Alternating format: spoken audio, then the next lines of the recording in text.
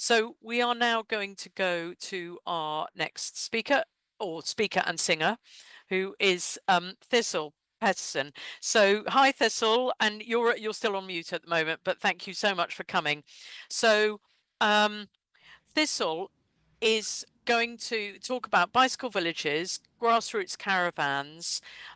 She is a radical feminist, been on Feminist Question Time a lot, activist, singer, creative, and also founded and has run Women's Liberation Radio News. WLRN in 3, 2, 1. I was born.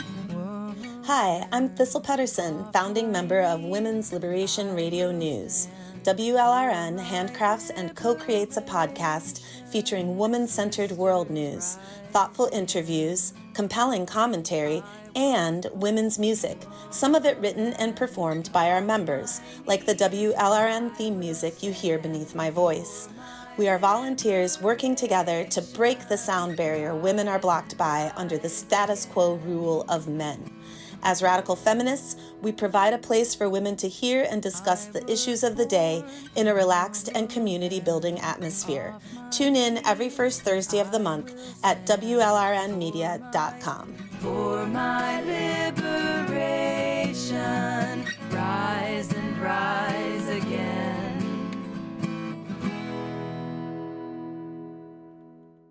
I'm going to sing a song that is the theme music for WLRN at the end of the podcast.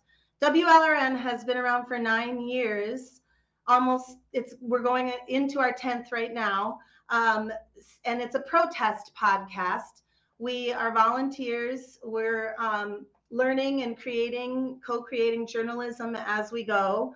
It all came from interviewing Sheila Jeffries on 89.9 FM WORT in Madison, community radio station in Madison. It's like a community center. Lots of people go, hundreds are in there. And I went on the radio with Sheila and 2 others, and I interviewed her, and I created this song for the experience of going live with Sheila Jeffries on the radio because she was releasing her book called Gender Hurts. And there's a lot about, I'm going to say about the song afterwards, because songs create, sisters, and so be careful. And I'm talking to the oppressor at the end of the song, and we'll talk about that after I get there. But I play for the WLRN theme music that you hear again and again at the end of the show. I play the second verse, which is where in 2013, I went back to Mishfest because it still existed.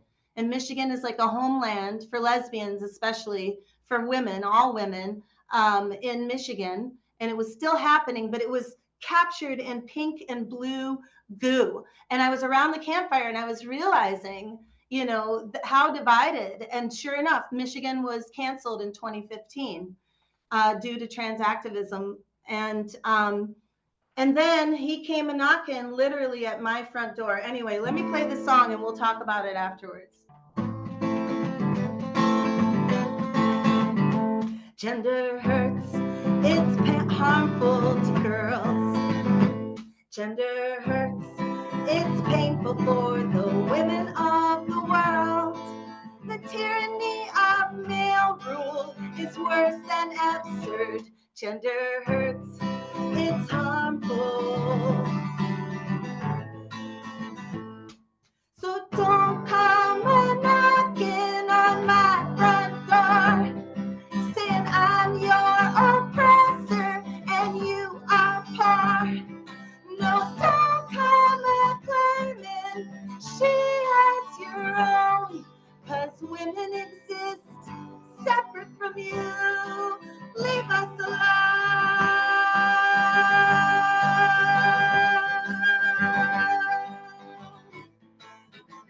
Yes, gender hurts. It's harmful to girls. Gender hurts. It's painful for the women of the world. The tyranny of male rule gender hurts, it's harmful. But how will we find our way out of this? What is the antidote for the patriarchal kiss? How will we find what needs to be shown? And then after that, where is home? Tell me, where is my home? 'Cause gender hurts, it's harmful to girls. Gender hurts, it's painful for the women of the world. The tyranny of male rule is worse than absurd. Gender hurts, it's harmful. And I know you don't really care about me. You are the master and it hurts you when I'm free. So now with your skirt and your lipstick exposed, there's nowhere to hide, and I am going home to Michigan. I'm going home to Michigan. To Michigan. Michigami, Michigan.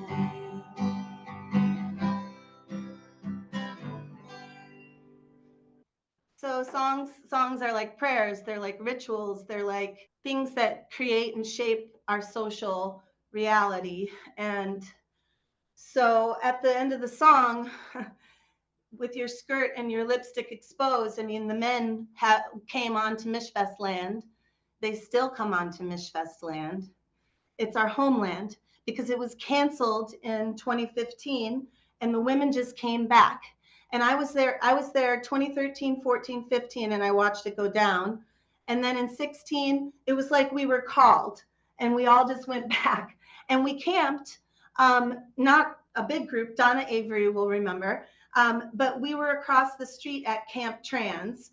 And that's where it was a forest land. And so we camped there, but we walked the land. Women's ashes are there. It's our homeland. And now it's revitalized. And that brings me to how much bigger Michigan is and women's community than trans activism. And that we can overcome. And the bike ride and the bicycle is a really great tool and instrument of that. I wanted to talk about the bicycle and just how important it was to suffrage at the turn of the century.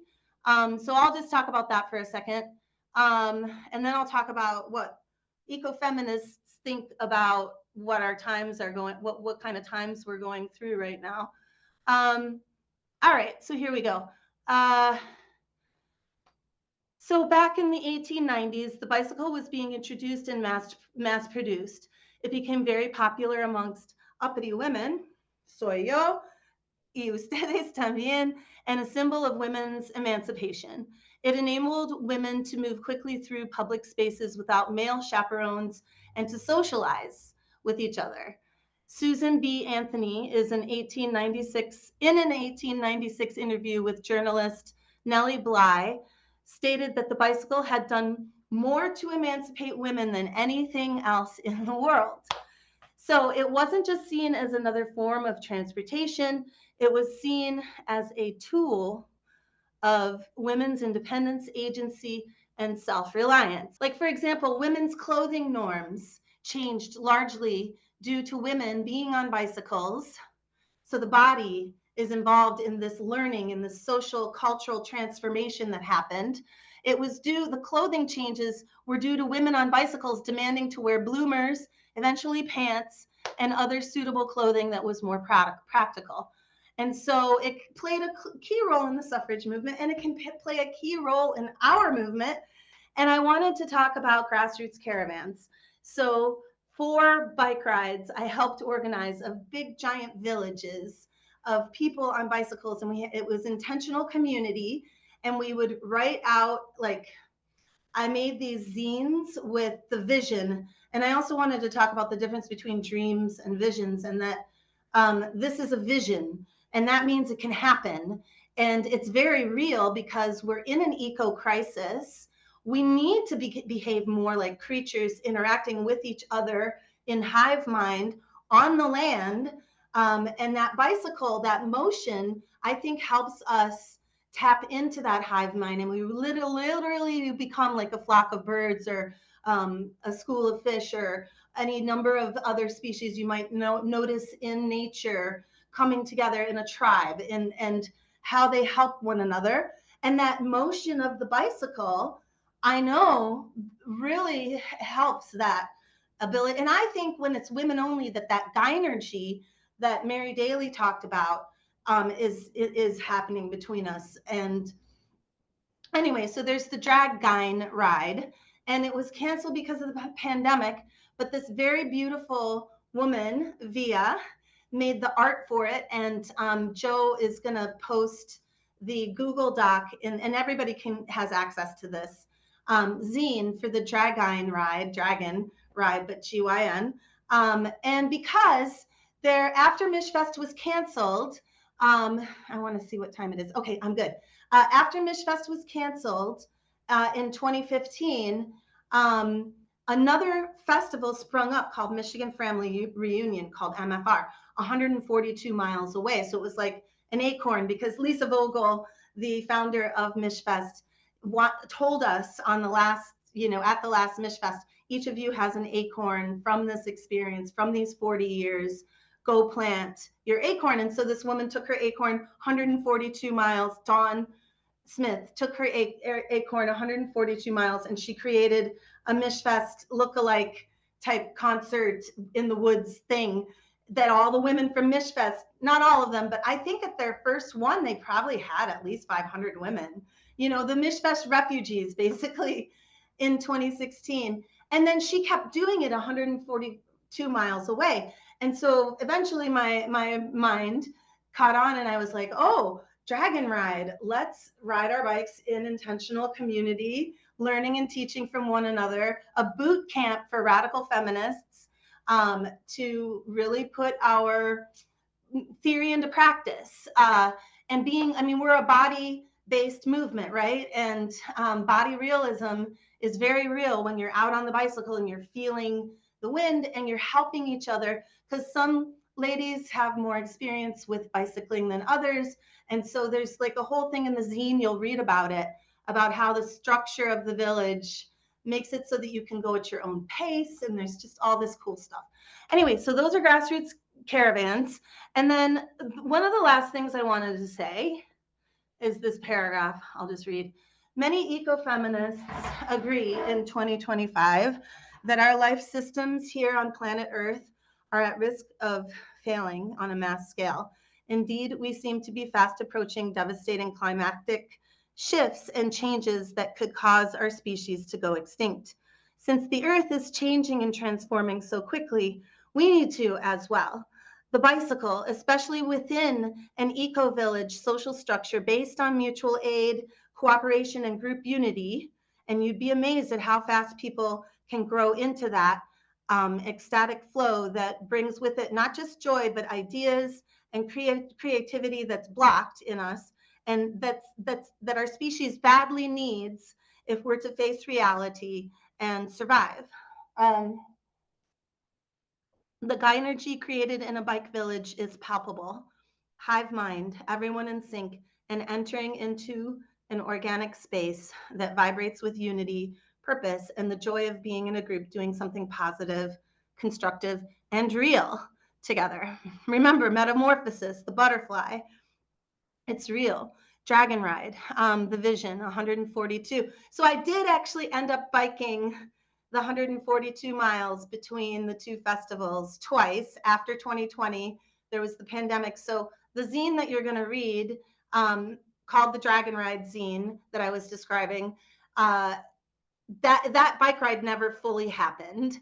But in 2021, a group of 3 of us did it, because remember, people were still recovering from the pandemic. And so it was just 3 of us with one in a support. And then the following 22, but MFR is canceled this year. Thing within us as women that sometimes because we've been so abused and tossed around and everything, we lash out at each other. And I think these bike villages and the vision and the opportunity that structure, that social structure, that boot camp offers for group healing is kind of enormous. And so I'll leave you, and Aja, and I'm going to try to put my screen. I'm done. Oh, I believe our feminist movement needs more bike songs and campfires. And then I'm going to leave you with this song called Turban Queen. And Aja Lyons, if you don't know her, she's a Black lesbian feminist here in the USA. She drew this guitar for me and sent it through snail mail, and I have it here for good luck. So about songwriting, this is for all of you. This song is for you, and there's no oppressor in this, and we can create that safe bubble like WDI and FQT is creating in their women-only spaces. You know, safer. I mean, those guys are relentless, right?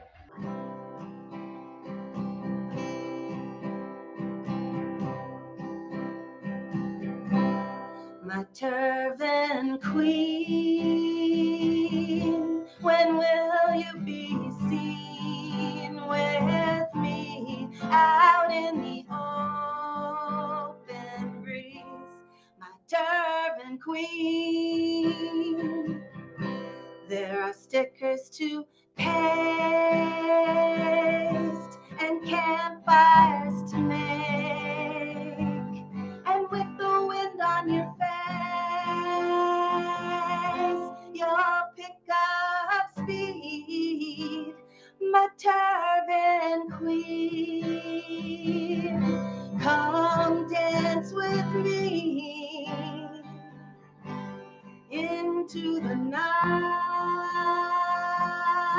under starry skies. We'll ride our bikes along the shore. Nishikami calls our names, and with honor I do the same. Oh, sacred Michigan, Michigan,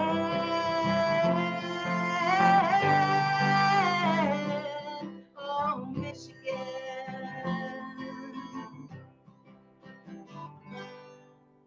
My turban queen,